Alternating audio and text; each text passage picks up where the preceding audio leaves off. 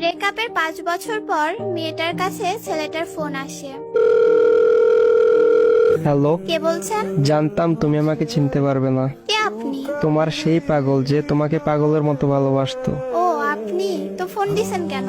আমি ফোন রাখলাম। একটু দাঁড়াও প্লিজ, একটু কথা বলবো। আমি অপরিচিত কারোর সাথে কথা বলি না। একটা সময় তো অনেক পরিচিত ভাবতে আমাকে।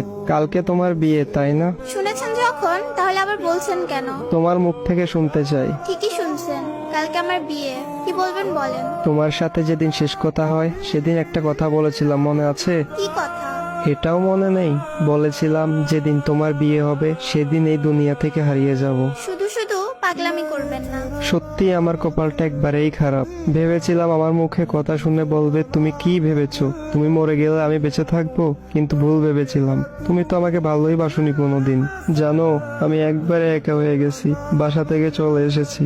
আমি থাকলে নাকি সবার সমস্যা হয়। এমন ভাবে কথা বলছেন কেন? বিষ খেয়েছি তো, তাই এমন একটু কষ্ট হচ্ছে। সমস্যা নাই, একটু পরে নিশ্চুপ হয়ে যাব। কি কেন এমন করছো?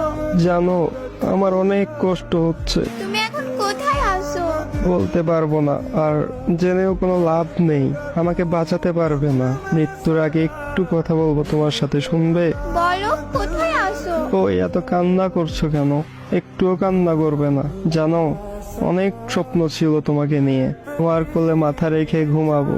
শোনো, আমার সময় মনে হয় এখনই শেষ। ভালো থেকো। তুমি এমনটা কেন করলে? হ্যালো, কথা বলো না কেন? ওই হ্যালো।